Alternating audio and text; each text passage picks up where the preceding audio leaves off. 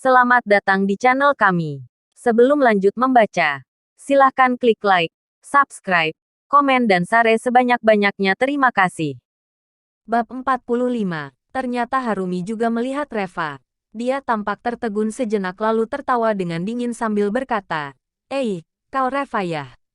Mengapa kau berdiri di sini, menjadi tukang parkir valet? Di samping Harumi ada seorang pria berusia sekitar 40 tahun dengan potongan rambut cepak dan banyak lukisan tato di sekujur tubuhnya.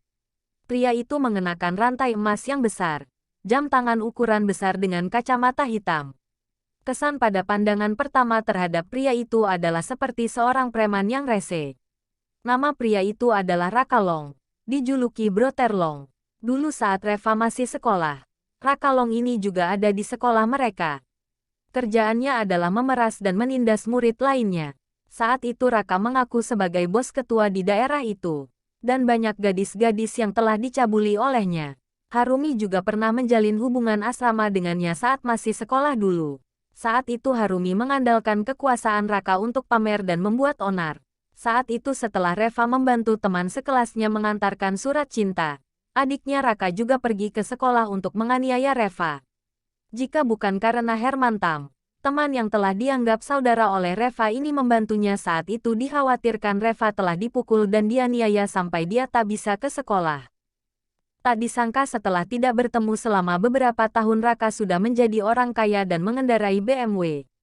Siapa dia? Raka melirik Reva dengan ekspresi arogan di wajahnya. Dia hanyalah seorang pungguk yang naksir aku ketika dulu zaman kita masih di sekolah. Harumi menjelaskan dengan arogan. Dia tulis surat cinta untukku tetapi tak berani mencantumkan namanya dan mengakuinya.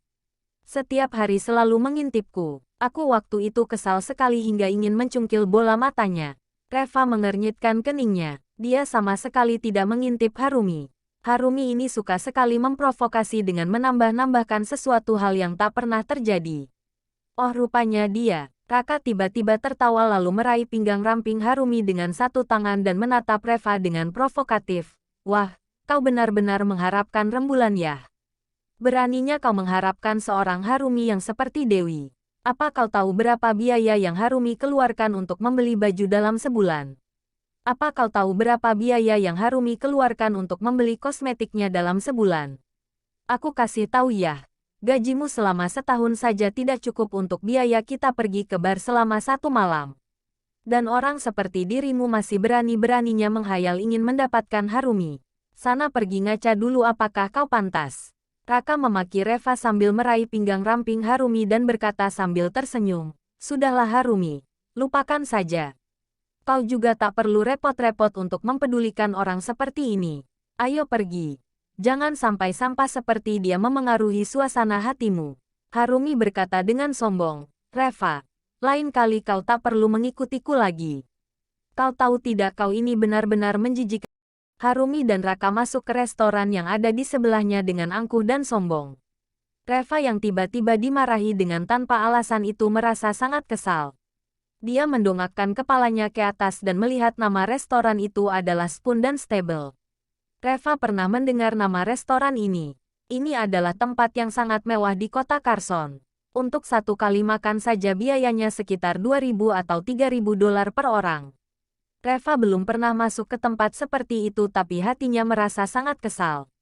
Kartu yang diberikan Dr. Tanaka kepadanya ada puluhan juta di dalamnya. Ini kan hanya masalah uang aja. Masa iya dia tidak mampu? Dia berjalan ke restoran itu dengan kepala terangkat tinggi. Tetapi tak disangka-sangka dia malah dihalang oleh penjaga keamanan begitu dia tiba di depan pintu restorannya. Puan, ada yang bisa saya bantu?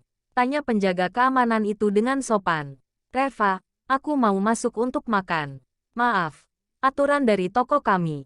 Pelanggan yang bajunya terlihat amburadul tidak diperbolehkan masuk dan keluar sesukanya.